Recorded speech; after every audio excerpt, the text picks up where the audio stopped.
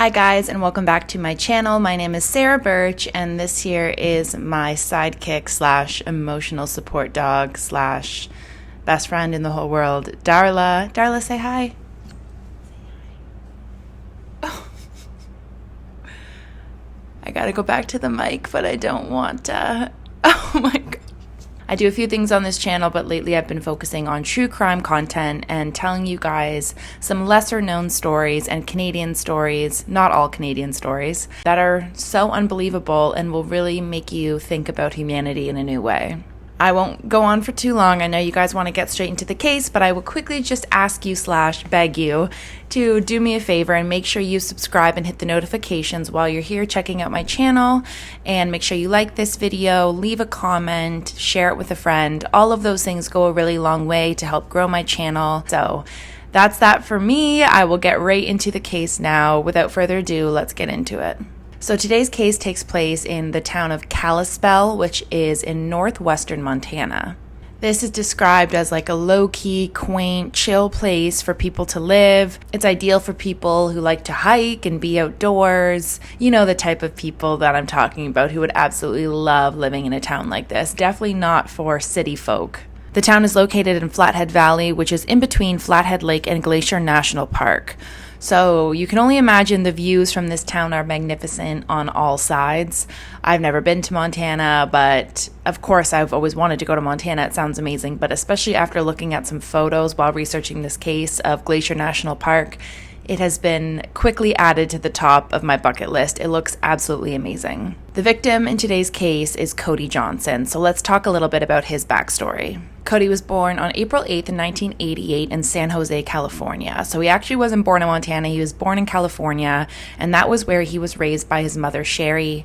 And the two of them were thick as thieves, very close, had a very tight mother-son relationship. But Sherry decided she wanted a change of pace to continue raising her son in a little bit more of like a low-key outdoorsy environment. So they actually decided to move to Kalispell in Montana in 2002, I believe it was. Luckily, this move wasn't very hard on Cody. In fact, he thrived in his new environment. He was an active, outdoorsy boy who loved to go hiking and loved to go cycling and go shooting. So a place like Kalispell was perfect for him. He absolutely grew to fall in love with Glacier National Park. And although he was afraid of heights, he still became quite well acquainted with the over 700 trails that the park has to offer. 700 trails, that's actually crazy.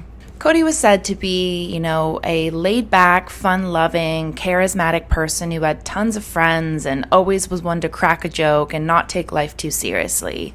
He was very sociable, he liked to laugh, he liked to pipe up and get people talking, and he was also always talking about cars. He was quite obsessed with cars, as some would say he was a fanatic, a car fanatic. He knew every make and model of every car, and his particular passion was actually remodeling cars and kind of custom building them. I have no idea about car lingo, guys, but I'm trying to sound cool here, but he would pimp them out so that they could be racing vehicles. And he actually turned this passion and this hobby into his own side business, and he became a custom commercial car builder, which is very impressive and sounds very cool. I don't fully understand what that means, but I'm sure some of you will understand the general idea of what that means. He also got a great job alongside his uncle and his best friend at a company called Nomad Communications, and he absolutely loved working here. It gave him a chance to, wear a suit and tie every day and look professional and go into the office with his uncle and his friend and get work done. He was really enjoying his work. He was enjoying his pleasure activities and his leisure time and his friends and getting outdoors. Everything was going really great for Cody, and the only thing that felt like a missing puzzle piece in his life was love. Cody was pretty traditional in the sense where he wanted to have a family and kids of his own one day. He wanted to buy the house and do everything the correct way, according to his mentality. He was ready to take that next step in his life, but he did say to friends and family and people who would kind of ask him about it, "What kind of girl are you looking for?" He would say he was looking for a wholesome church girl. So I unfortunately would be out of the running for Cody. But he, given that he wanted this more traditional life path of wanting to get married pretty young and buy a house and have kids, I can understand why Cody would want a woman who would also probably share those same ambitions. And a lot of times women who are brought up in the church, and I was also brought up in the Catholic Church, but, women who are very devout to their religion, that's also sort of the same traditional path that they are looking to take as well. But maybe he was also just being cheeky and just was like, had a thing for church girls. Like, I don't really know. But that's what he would tell people, and that's what he got. So this is where we introduce Cody's future wife, Jordan Lynn Graham. Jordan was born in Montana in August of 1991, so she was a few years younger than Cody. Jordan's personality was very different from Cody in many ways. It doesn't mean that her personality was worse or anything like that. She was just different than him. And you know what they say, opposites often do attract. She was a lot more quiet, a little more demure, a little more modest. She would often be kind of awkward and shy with new people, but those who knew her well, like her close friends, said that she was an awesome person, very warm, very bubbly, but you just kind of had to get to know her. She was one of those people that's a bit of like a tough nut to crack. She also really loved children, and she would kind of take on any opportunity she could to be around children. She helped out at the church nursery with the babies there, and then she also went on to become a nanny for some of the families in the church as well. She wanted to have children of her own one day and have that traditional family with a husband and a home. And I think a lot of that, I can't speak for her, but I imagine a lot of that did come from her strict Christian upbringing, brought up in a Christian household where there was pretty unmovable expectations of her and standards of how she should live her life and the direction her life should go. And people who knew Jordan would say that her faith was one of like the biggest, strongest components of her character and her personality, and she was a member of the Faith Baptist Church. Most of her socialization, whether it be like the nannying or just friendships, most of her socialization in her community came from the church. So she was surrounded by like-minded people her whole life. And while Cody's joking around that he wants like a wholesome church girl, Jordan wanted a wholesome church boy. She wanted a man who was devout in his faith and who was a strong part of the Christian community, and they could share their religious beliefs together. And while Cody was not exactly super steadfast in his religion at the time he met Jordan, he would grow to become way more involved in the church in an effort to sort of prove himself to Jordan that he would do whatever it takes to make this woman his wife. The couple met in 2011. I've heard different reports. I've heard some people say it was a Halloween party and some people said it was a church lunch. I don't know exactly, but I know that it was in 2011 when the couple met at some sort of social function within Kalispell, and Cody pretty much seemed to be smitten right off the bat. They talked a bit about their interests, and Cody found out that Jordan was also really into outdoorsy stuff and loved to hike and loved Glacier National Park. I mean, I imagine anyone who lives in Kalispell would be a fan of Glacier National Park. Like, it was right in their backyard. It was like a 45 to an hour drive to get there. So, I mean, if I lived there, I'd be going there every weekend as well, but that's besides the point. But yeah, they also, they got to talking, and he also realized that they shared the same overall dreams and life goals. They wanted to get married, settle down, buy a house, and have kids. So Cody was probably pretty excited that finally he had met a woman that he could see himself marrying one day. But Jordan was a little bit more apprehensive at first. People who were observing the relationship and the dynamic from afar kind of noted that right from day one, Cody was more invested than Jordan was. But a lot of people said, Jordan was younger. She was only like 20, I think, at the time that they met. And she was less experienced. And, she still had other things she wanted to focus on, her faith, her career. And she just wasn't in as much of a rush to like settle down as Cody was. But, Cody was patient, and he agreed that they could just take things super slow and like be friends to start and just get to know each other. But of course, Cody was hoping that this would turn into the real deal, and eventually it did. But it did take Jordan a while to kind of wrap her head around the idea of being in like a serious, potentially lifelong relationship. You may or may not find that important later on, that she was hesitant kind of right from the start. Just keep that in mind. Apparently, just a few days into knowing Jordan, Cody went up to his mom and his sister and was just raving that he had met the woman that he was going to make his wife one day. And his mother, Sherry, was very happy to hear that Jordan was encouraging Cody if they were to be together. Jordan kind of said, I would expect you to be more involved in the church, and I would expect you to show that side of yourself. And of course, Cody agreed. So Sherry, who was also Catholic or Christian, was happy to see her son taking more of an involvement in church. And she believed Jordan was like a positive influence on her son's life. Sherry, as I said, was happy about this relationship and saw it as, all good things. But a few other people in Cody's life, like some of his friends, were a little bit more skeptical of this relationship. It was kind of suggested in the interviews I saw and stuff that like anyone with 2 brain cells could tell that Cody was way more into this girl than she was into him. And some people felt like Jordan was like leading him on or taking advantage of him, and they weren't very touchy-feely in person. They like would never touch each other, never hug, never kiss. People just kind of said they looked like they were siblings or friends. But, you know, you should never really judge a couple from the outside. And to be fair, as I said, Jordan was very devout in her Christian beliefs. She was a virgin at this point, and she told Cody pretty much right from the beginning that she planned on maintaining her virginity until her husband. So it doesn't surprise me that she wasn't touchy-feely or PDA with Cody. But, you know, some people, like, they were in their early 20s and they were madly in love, apparently. Like, you would expect them to be a little more into each other. But the vibes from afar, apparently, were more of a friendship vibe. So, about a year into their relationship, Cody proposes marriage to Jordan, and Jordan says yes. People, of course, were not surprised that Cody proposed because, as I said, he was pretty much gung-ho on her from the very beginning. But people were a little bit surprised, actually, that Jordan said yes because, as I said, a lot of people believed that she just wasn't that into him. Jordan's own friends admitted that they believed pretty much right from the engagement that Jordan wasn't even that attracted to him. She just really wanted to be married. She wanted to plan a wedding. She wanted to have the photos. She wanted to have the cake and the dress and all of those amazing things that go along with a wedding. And they thought that was more why Jordan said yes, not actually because she was excited about building a life with Cody. When the couple got engaged, Jordan posted, a classic photo of her hand in her brand new ring on Instagram, and the caption read, "He proposed, best early Christmas present ever." So, anyone observing from afar would think that Jordan was absolutely thrilled about this engagement. But as we know, social media is not a good indicator of reality, and a lot of people misrepresent their true feelings on social media. So Jordan jumped right into wedding planning. She didn't want to waste any time. She started looking at venues and dresses and all of that stuff.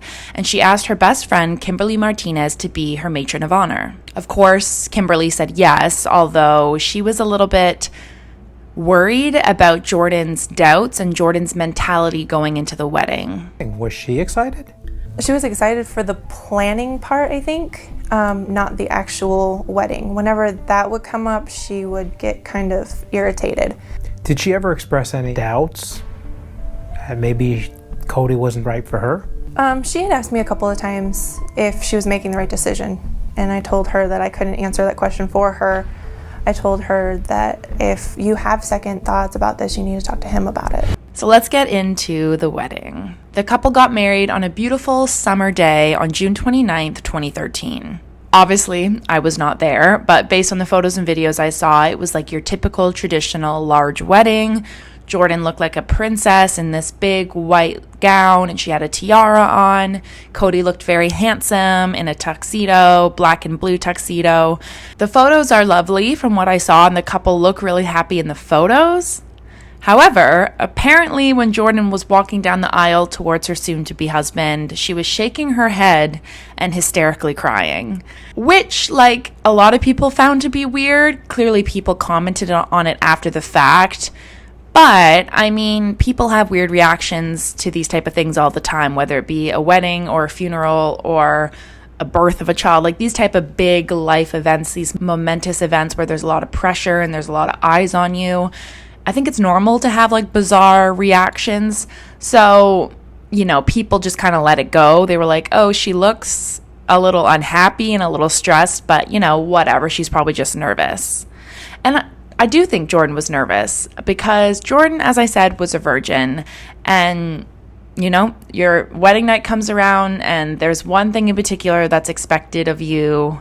Okay, I shouldn't say expected because, you never have to have sex if you don't want to, ever, ever, ever. But I guess I just mean socially, traditionally, it would be expected that the husband and wife consummate their marriage on the night of their wedding and they have sex. That's just a tale as old as time. And Jordan knew, because Cody's a red-blooded man, Jordan knew that Cody could not wait to have sex with her. Some people think that was why Jordan was so nervous and so anxious, is because she wasn't sure if she was ready to have sex, and other people just think it was just because She wasn't sure if she wanted to marry Cody. I honestly think it's a combination of the two things. But I guess when she was standing kind of at the altar looking at her husband, actually, sorry, she wasn't looking at him. Apparently she was avoiding eye contact at all costs and like just kept looking off to the side, like down at the floor or looking at the officiant or just looking anywhere where she didn't have to look into her husband's eyes. And people just said her body language and her facial expressions, like she looked like she was about to bolt at any minute. And her bridal party, who was like looking at her, if that makes sense, and like watching her during the ceremony, a lot of them said they were panicked on behalf of Jordan because she looked so panicked. And they were just kind of like on edge waiting for something to happen. But nothing happened. The two got married, they kissed, they exchanged the rings, they walked down the aisle, and then we move on to the reception. And the reception, the couple actually really did look at peace and relaxed and happy. They actually came up with this idea. They wanted to be a little bit original and unique for their wedding. So they hired a local songwriter to interview them and actually write a song about them and about their future together. So like a custom-made song written by a local songwriter.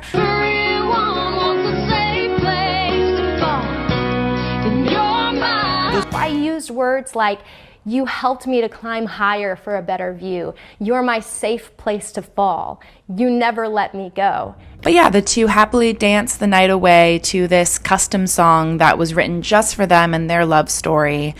And then the night continued on, and the two went to a hotel to, you know, what Cody thought to consummate their marriage. And the rest of the guests took their cake and went home.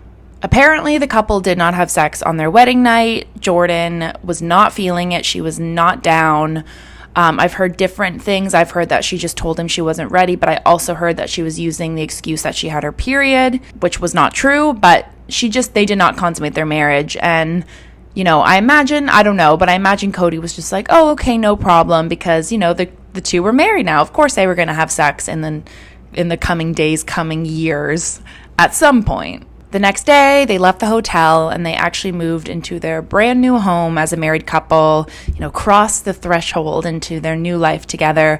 And you'd think everything would just be jolly and jovial. Like, I imagine, unless you're deadly hungover, the day after your wedding is one of the happiest days of your life and you're just on cloud nine. But this was not the case for Jordan. Jordan started sending her matron of honor, Kimberly, a bunch of cryptic texts, kind of expressing almost immediate guilt and dread and regret. Here are a few of the texts from the next morning. Jordan said, "I don't know if this was all the right thing to do. So much happened last night. I just don't know." Kimberly responded, "Last night at the wedding or last night in the room?" Jordan, "Being married, period, and after the wedding." Kimberly, "What happened after?" Jordan, "I'd rather talk about what happened, not text about it." Which, like, okay, Jordan, that's like a little sassy and rude for no reason. Like, I don't know. If I got that last text, like, "I'd rather talk about it, not text about it," I'd be like, okay, calm down. Like, a little sassy for no reason, but that is so besides the point. But anyway, as you can see, Kimberly's obviously a bit confused. And Jordan is being vague as hell. Like, Jordan's saying things that obviously would provoke further questions, but like not really explaining what's going on. So the two met up a few days later to actually talk in person because apparently, you know, Jordan really wanted to talk in person. And once again, Kimberly felt like Jordan was saying a whole lot of nothing. Like, she was kind of complaining and whining about things, but not actually being very specific about what was going on, what was actually bothering her. But she did say that Jordan was just crying and crying and crying. So, you know, Kimberly said what she thought in the moment might help, and then the two went separate ways. But those sort of cryptic texts to Kimberly continued for all of the days after. It seemed through these texts that with every passing day after the wedding, Jordan's regrets were just growing larger and larger about the fact that she was married. And one of the only people she was expressing this to was Kimberly. Kimberly, and you guys too, probably reading some of these texts, started to get the idea that a lot of this growing regret and anxiety within Jordan was coming from the fact that she did not want to have sex with her new husband. She actually, quite frankly, was repulsed by the idea of having sex with Cody and seemed annoyed with Cody for even suggesting it or even maybe wanting sex. I'll read you some of the texts here that Jordan sent. She said, I just know he's going to want to do stuff, and I'm really not wanting to. She also said, using the "my period started" spiel tonight, I freaking hope it works, because if I'm forced to do something, I'm going to freak out. As I said earlier, there's literally nothing wrong with having like certain boundaries with sex. Like if you don't want to have sex, whether it's because you just mentally aren't ready, whether it's because you're on your period, whether it's because of any other thing, you don't have to. No one can or should or hopefully will force you to have sex if you don't want to. But on the flip side, you know, a lot of people go into a marriage with the understanding and kind of mutual agreement that they will have sex together and they will enjoy sex together, and that will be a component of their lives together. Like, I think that's completely normal that Cody was hoping to have sex with his wife. And I think Jordan knew this, that it was normal that Cody wanted this, but she just didn't. And we, like, based on a lot of the stuff I've seen on this case, no one's ever really dug into that more, like psychologically, what was going on here. A lot of people just think she just didn't like her husband, and maybe that's the case, but maybe there's something more going on. I mean, I'm not trying to play like armchair psychologist, but like maybe she had some sexual trauma from her childhood. Maybe she was asexual. Like there's a lot of things that could be at play here that might explain. Like she wasn't just nervous to have sex. Everyone gets nervous to have sex from time to time, especially your first time. Of course, you're going to be anxious and nervous to have sex, but she was like repulsed by sex.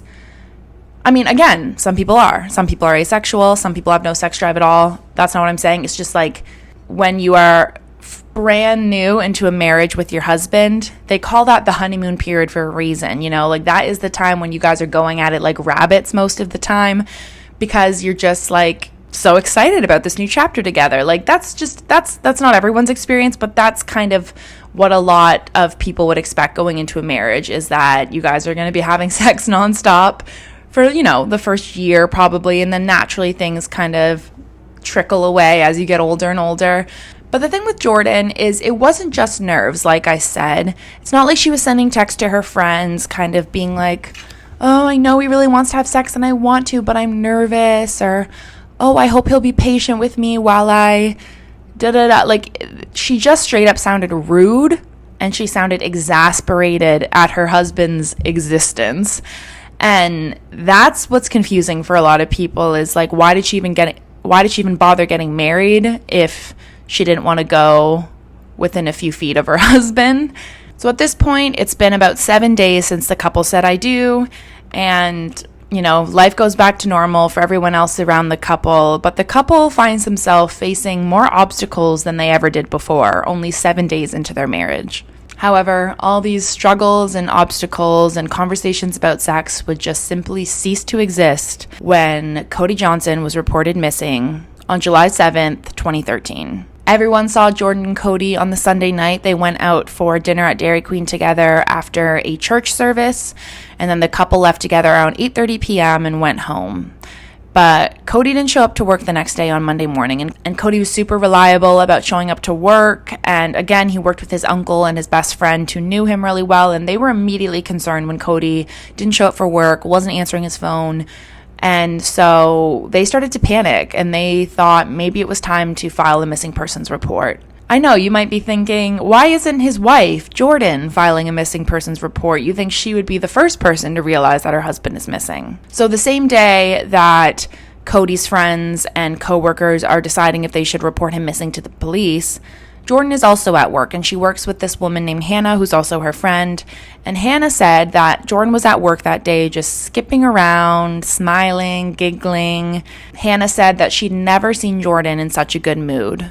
So obviously later on in the day, Cody is still missing. The panic is continuing to grow. So people naturally, you know, Sherry and Cody's friends reach out to Jordan and ask what the heck is going on. And Jordan just says, I have no idea. He never came home. He left last night with a bunch of friends in this vehicle. They pulled up and he left, and he never came back. She said that she seen him leave with some buddies in a black car at Washington Plates. Police would ask Jordan what she knew about those friends when they interviewed her the next day. Well, I got a message saying that he was going to go for a ride with some of his out-of-town buddies that were visiting. I had no idea who they were, but he always told me this one thing is, When his friends came to visit, he would take them to Glacier Park. Her answers were kind of vague, and she kept flip-flopping between details and kind of suggesting new details and then backtracking on them, and her stories weren't really straight. Besides police, her friends were also picking up on the fact that her stories were not adding up. Even between the friend group, she'd tell Hannah one thing and Kimberly one thing. One story that she told one of her friends was that Cody and her got into a massive fight that night, and he started getting aggressive and physical with her and was grabbing her wrist and kind of tugging her, and then she sort of lashed out back, and then he grabbed his keys and swiped her with his keys. And she was starting to paint Cody out, for lack of a better word, as like a bit of an abusive partner, very aggressive, very kind of volatile.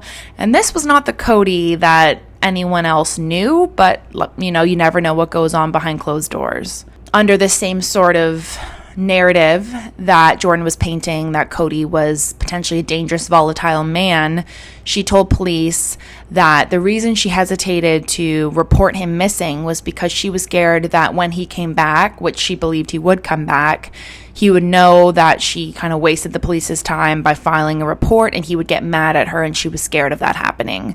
So again, she's kind of painting herself as like, you know, this scared, innocent little wife who's intimidated by her husband. But, you know, people who knew their relationship in real life did not get that vibe at all from them. 48 hours had passed since Cody went missing, and people were really starting to lose their shit. So Cody's friends and family gathered at Jordan and Cody's house. Of course, it was just Jordan there at this point, to kind of bring their brains together, make a plan, see what could be done. So they started sitting down and talking. Okay, so what was the last thing he said to you? Or did he tell you where he was going?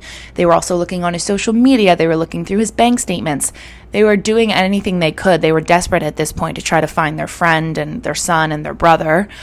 Meanwhile, Jordan just looked miserable and agitated the entire time. She didn't contribute at all to the conversations. In fact, there was a few times when she kind of was like, I don't know what we're even doing here. And she looked like she just wanted everyone to leave and get the hell out of her home, instead of, you know, being grateful that all these people showed up in their own free time to help her look for her husband. And at one point, she got so agitated by the conversation that they were having that she actually ripped off her wedding ring and chucked it across the room. This made a lot of people raise their eyebrows. Like, people thought that this was just completely disrespectful and uncalled for. A little while later, after this whole situation at the house, Kimberly was literally losing sleep over all these inconsistencies going on in her head and her growing suspicions towards Jordan. So she decided to give Jordan a call and just kind of call her out and be very blunt. And she sort of said to Jordan, what the heck is going on? Like, what are you not telling me? And once again, Jordan just played dumb and didn't really say anything of value. Kimberly kind of hit her breaking point, and she said, until something actually happens from this, like until we find Cody or we figure out what's going on, I think it's best that you and I terminate our friendship and just take a break from each other. That's like how frustrated Kimberly was getting with Jordan at this point. So as what happens with the missing person investigation, police start speaking more and more to friends, family, coworkers, neighbors, etc. of the missing person. And Cody's family and friends and Jordan's family and friends are being pretty candid with police about this strange sort of dynamic between the couple, and how, like, it seemed like Cody was way more excited to be married than Jordan, and Cody just seemed more invested in the relationship in general than Jordan. And police were definitely making note of this, as they do. But what was really the smoking gun was when Kimberly actually brought in her phone to police and showed them the series of texts that Jordan had sent her over the last 7 or 8 days that just basically explained how Jordan wasn't sure if this was the right decision, was having regrets, was having frustrations with her husband, felt like she was trapped. And this really piqued investigators' interest. It was one thing for, oh, maybe Cody's a little more into Jordan, but it's a whole other thing for Jordan to be flat out saying, I think this was a mistake, I think we moved too fast, etc., etc. In a crazy twist of events, one day, a few days into the investigation, Jordan receives a strange email from a man simply named Tony the Carman. And this email told Jordan flat out that her husband was gone and she should call off the police and she should stop looking because he wasn't coming back. To be specific, part of the email reads, "Hello, Jordan. My name is Tony. There is no bother looking for him anymore. He's gone." And the email indicated that Cody would be found somewhere in the Glacier National Park and essentially said that he was dead and he was not coming back. Email that she provided to us stated that these unknowns that he had taken off with, as well as this Tony person, had seen him fall from a cliff or at the very least disappear, and that she was given explicit instructions to tell the police to call off the search. There was no more need to search for him. So Jordan kind of like calmly walks over to her friend Hannah and shows her friend Hannah her phone, like, oh, look at this email I got. And Hannah's reading the email and she starts panicking naturally, and she's like, what the fuck? Like, Jordan, this is crazy. Like, you need to go to police. You need to go to police right now. And she couldn't get over how chill and laid back Jordan was. Hannah is not even married to the guy, and Hannah's freaking out. So Hannah is urging her, you need to go to police. You need to go to police. And eventually Jordan agrees and is like, okay, yeah, all right, I guess I'll go to police. So Jordan walks into the police station and shows the investigators this email. And she says she has no idea where it came from, but she thinks maybe it could be one of Cody's old car friends who was in the car community, and his name was Tony. So she said, maybe it's this guy. That's the only person I can think of. And police, they took the evidence, but they didn't really think this email was real. They didn't really understand who would send this email and why they would send this email. But, they took it with a grain of salt, and they told her they'd look into it. Because of this email giving them a clue that Cody could be found at Glacier National Park, Jordan and all her friends together organized a search party, and they actually traveled up to Glacier National Park to look for Cody. And apparently on the way up on the first day of searching, Hannah was driving in the car with Jordan, and apparently they were driving Cody's car, and Jordan was wearing Cody's sunglasses, and she looked like she was on a road trip to the cottage for the weekend. She had her hand out the window, kind of blowing in the breeze. She was laughing at her own jokes. She was smiling. And Hannah was, meanwhile, like riddled with anxiety and fear about what they might uncover on this mountain. So Hannah was confused by the vibes, very confused by the vibes. When they arrived in the mountain, they started handing out flyers to people walking around and put some flyers up in like the infrastructure, like the washrooms and stuff. And they asked people, keep an eye out for this guy.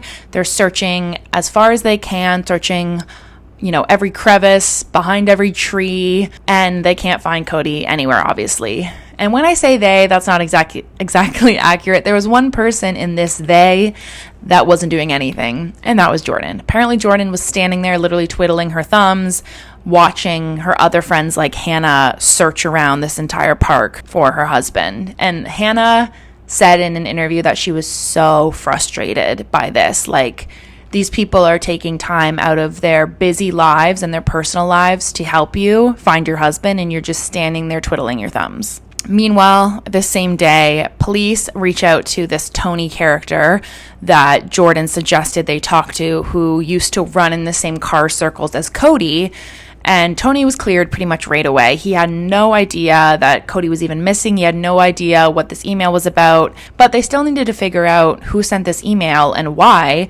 Because let's say Cody's body did turn up in Glacier National Park, then that meant the person who sent this email clearly had something to do with it, because they knew where the body was. So they weren't ready to give up on this email yet. The next day, the search party goes back to the park to continue their search, because this park is 15,000 miles in range. It's a massive, massive park.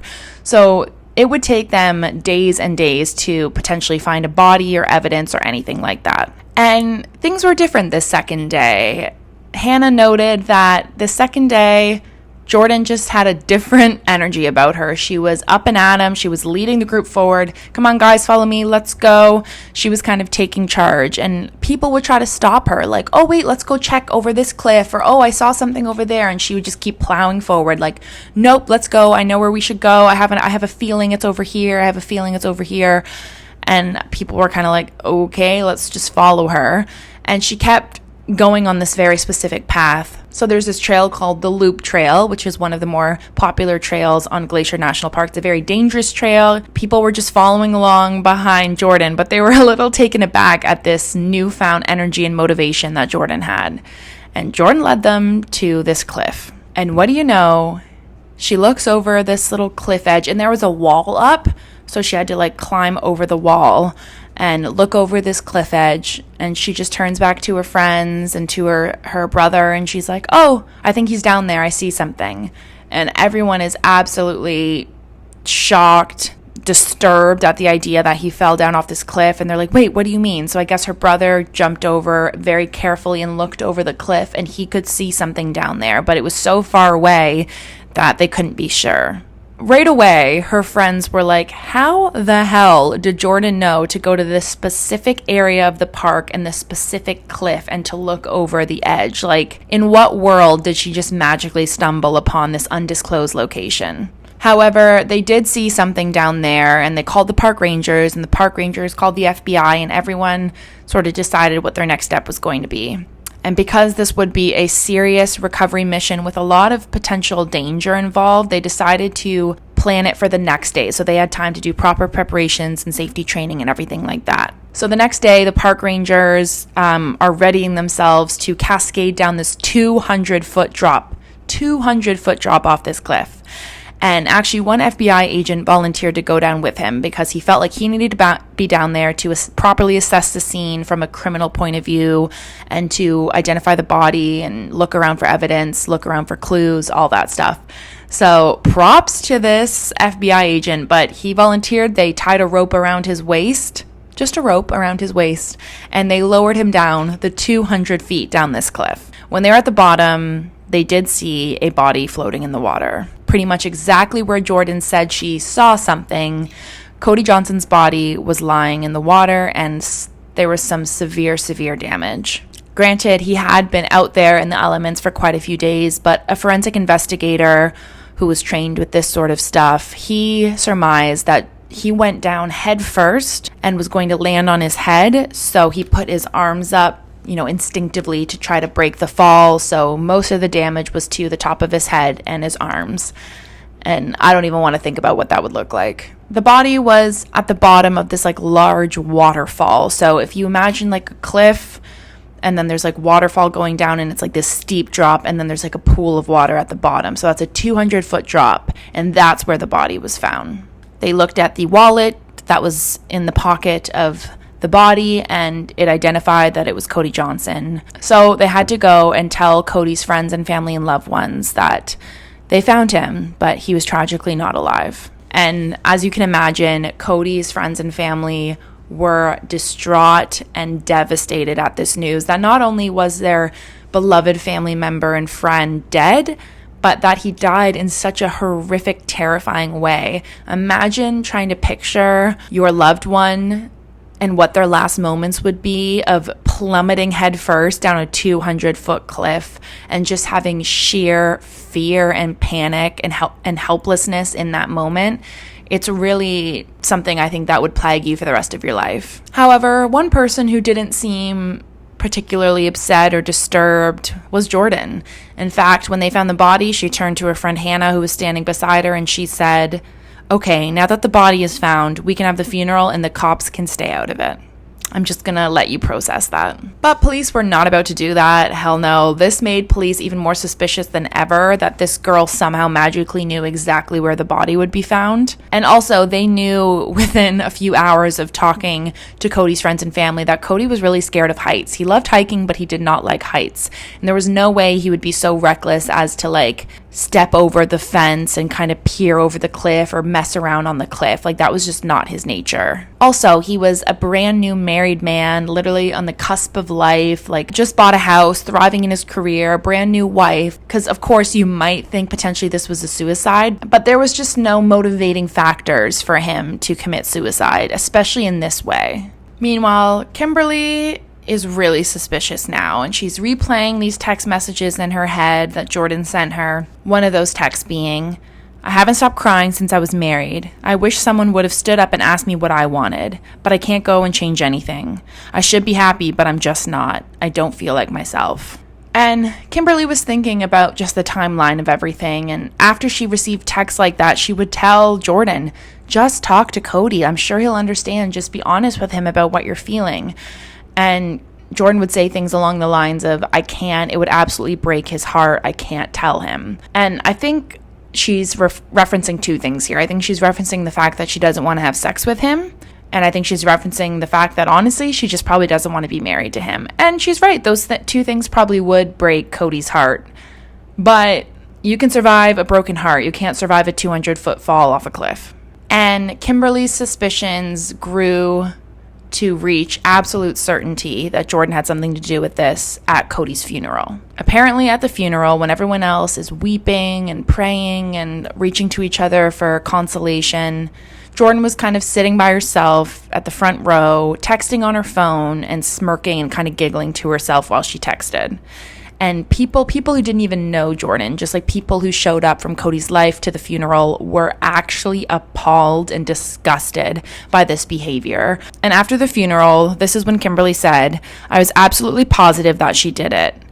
And she wasn't the only one who felt this way, because behind the scenes, police were quickly accumulating a ton of evidence that would 100% point to the fact that Jordan murdered her husband. One of the foolproof pieces of evidence was that they traced the IP address for that email they got from Tony the Carman, and it actually traced back to Jordan's stepfather's house. So the email originated from that house. So the police obviously asked everyone who lived in that house, and they all said, "No, we have no idea what you're talking about. We didn't send that email." So that would leave one person who could have sent that email, and that was Jordan. And as I said earlier, the email was incriminating in the sense that it suggested that the body would be found in Glacier National Park, and that is where the body was found. So Jordan effectively sent that email.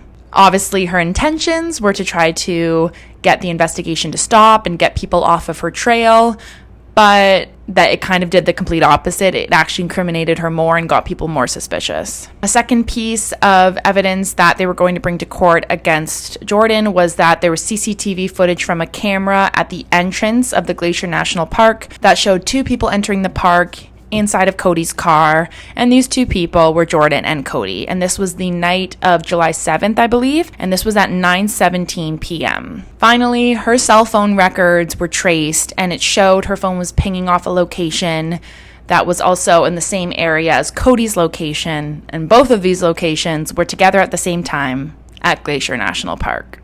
So Jordan was there with Cody. And at this point, investigators basically just needed to decipher whether this was an accident or whether this was murder, because they knew Jordan was there and they knew she was involved in some way. So they officially take Jordan in for questioning. They tell her that they're going to charge her for the murder of her husband, and apparently she doesn't even flinch. She doesn't look fazed, she doesn't look surprised. But once they actually start telling her all of the evidence they have against her and the case they've been building against her, that's when she started to break down and cry, and that's when she grew to be extremely emotional. And a lot of people think this is because it really dawned on her in that moment that she was actually going to go away for this. She was actually going to face the consequences of this. It seemed before police really laid it out for her that she was living in this delusional fantasy world that she was going to get away with this and that everything was going to be hunky-dory. And finally, after all this, Jordan admits that it's true. She did push her husband off the cliff because she was so unhappy after 8 days of marriage. She said, and I quote, "I was feeling that we should have waited a little bit longer and then got married. I wasn't feeling like I was on cloud nine." So according to Jordan, this is what really happened. The couple had been arguing the night of the murder in their home because Jordan finally told him that she wasn't happy in the marriage. So to cool off, they decided to go for a hike in the national park. This is a little weird because, first of all, this was all happening around 8:30, 9 p.m. So to decide to go for a hike in the middle of the night, I guess it's not the middle of the night, but it would still be dark out and everything. That seems strange to me, but I guess people do different things. And apparently the entrance that they went to for Glacier National Park, which was the entrance to the loop trail, that was about an hour drive from their home. So I don't fully believe this story. I think it was pre-planned, after dinner, because people said they left Dairy Queen at 8:30. I think they went pretty much straight to the park. It was a pre-planned thing. Anyway, apparently they are going for a walk around the loop trail, which was their favorite trail. They went on it all the time, and they're talking. And this is when you're going to hear multiple different changes in the story. I didn't want to do that trail because I was afraid he could fall on. He said I could do this with a blindfold on, and he said I could just put it on, take a step, and I wouldn't even fall. And it kept going through my head that, you are going to fall or something. And then we were arguing some more. And he went to grab my arm or my jacket, and I said, no, I'm going to defend myself. So I kind of let go and I pushed, and he went over. And the only thing that gives this story some credence is that they did find something that looked like it could have been a makeshift blindfold, like this black piece of fabric in the pool of water where the body was found, and it did have Cody's hair in it. I do think some sort of blindfold was involved in some way, but the way that she described it doesn't make a lot of sense to me. There's also reports and suggestions that this could have been a sex game gone wrong, because apparently Cody was like telling people earlier that day, oh, Jordan's got a fun surprise for me. She's telling me she has a good surprise for me. Like, I don't know what it is. And he was excited. So maybe she said something like, okay, let's go out to the national park and we'll have privacy and we can mess around out there. Like, I don't know. But even if Jordan did say these things from her own mouth, like, you still don't know. No one was there except for those two people. And Jordan has proved herself to be an unreliable psychopath. Either way, she confessed that, the two were walking and doing whatever they were doing. Still, no one fully knows. And then they somehow spiraled into another argument and they continued fighting. And Jordan's frustration was growing and growing. And then the two actually got physical. And she said that Cody grabbed onto her wrist really hard. She didn't like it. So she pushed him off. And then he kind of came back, and then in an act of defense and anger, she took both hands and pushed him off the cliff. I grabbed my arm and my jacket, and I said no. I said I'm not going to let this happen, so I'm going to defend myself. So I kind of let go and I pushed, and he went over. Keep in mind, though, the way he was pushed was that he was facing away from her. So, his back was facing her, and it was like he was looking over the cliff. And I don't know if that makes sense with, a self-defense thing. It seemed more like she honestly was like, oh, go look over there. And he turned around and then she pushed him. And apparently the force of the push would have indicated that she used both hands and gave a hefty push. So I don't know, guys. I'm just reporting what I know, the facts. I don't know exactly what happened. I don't think anyone knows exactly what happened. But she did say that she was the reason he fell, she pushed him. But she maintained that it was an accident. It was spur of the moment. She didn't actually mean to hurt him. She didn't mean to murder him. It wasn't anything like that. It just, spiraled out of control and went horribly wrong. And she said she was so panicked and scared that she ran away and left his body down there and just drove home and started to try to think of how she was going to deal with this, because she thought if she called the police or called the park rangers that she'd be arrested and no one would believe her and people would suspect her. But people are going to suspect her anyway. She just made this, if that's really what happened, that this was all an accident, she made it 10 times worse for herself by running away and trying to cover it up and playing dumb and acting like she had no idea what happened and sending fake emails, yada, yada, yada. So Jordan was first arrested on July 16th, 2013, just 9 days after the murder, but then she was released again for a few months while police continued to collect more evidence. But then she was rearrested in September of 2013. This was when she was officially charged with first-degree murder, second-degree murder, and making false statements. By this point, the whole thing had become a huge national story. Obviously, the headline writes itself. Woman pushes, probably going to be the same title as my video, woman pushes husband off cliff after 8 days of marriage. People just could not believe that an innocent 22-year-old church girl pushed her husband off of a cliff. So now we're going to get into the trial and how all of that unfolded. So on December 9th, 2013, the trial officially started, and this was in Missoula, Montana. Many of Jordan and Cody's friends and family would be asked to testify and take the stand, and pretty much all of them did. Jordan went into the trial with a non-guilty plea, and she would go on to change that. But first, I'm just going to explain a little bit about the defense and prosecution strategies that both teams took. So the defense argued that it was a spur-of-the-moment thing, and that Jordan was an innocent, naive 22-year-old girl who was pressured kind of into marriage and was freaking out. And in the moment, Cody was intimidating her and scaring her. And so she pushed him away. And apparently they even said that after she pushed him, she was just like a scared rabbit and her instinct was to run away. She didn't know any better. She was just a scared little rabbit. They described her, as young, socially awkward, inexperienced, overwhelmed. They really wanted to make her out to be as much of a victim in this as possible, whereas the prosecution obviously took a different approach. The prosecution argued that this was 100% premeditated for multiple reasons, because Jordan needed to figure out a way to get rid of her husband. She didn't want to have sex with him, she didn't want to be married to him, and they believed that she didn't want to just get an annulment or get a divorce because A, it would be like embarrassing and look bad to the public. She was really Christian, and that's like against their religion to do that, especially after 8 days of marriage. So naturally, her only solution would be to push her husband off a cliff. You know, they brought up the fact that she sent all these texts around to people talking about how she was repulsed by him and that she felt stuck. So after hearing what a strong case the prosecution had, Jordan decided to take a plea deal and actually pled guilty to second-degree murder, I believe. And this gave her a prison sentence of 30 years with no chance of parole, but she would get out after 30 years. Otherwise, if she continued to plead not guilty, she could have been found guilty of first-degree murder, which carries a charge of life in prison with no parole. So she decided to change her plea and take the 30 years. So in the end, on December 12th, 2013, Jordan Lynn Graham was sentenced to 30 years in prison for the second-degree murder of her husband, Cody Johnson. U.S. District Judge Donald Malloy kind of spoke to the media after and said that he was personally disturbed by how unaffected Jordan looked and how she just seemed to have no remorse. He said, and I quote, "She was a normal person, at least on the surface, but how does a normal person kill her husband of 8 days?" And I think that's a question you will all be left with after this video. So Jordan is now 33 years old and has spent around 11 years in prison, and she will be released in 2043. So that's all I have for you guys today. I know this case is wild. Like, if you were to just hear someone talk about this case, you'd think they were making it up. But this just seems so random and so desperate and so unnecessary. I mean, that's truly the only word that I can use is unnecessary. Jordan did not have to do this. Nothing excuses this. I do understand that she was 22 and she's probably matured a lot since then, because I'm a different person now than I was at 22. But like, you know, by 22 that you should not push someone off a cliff.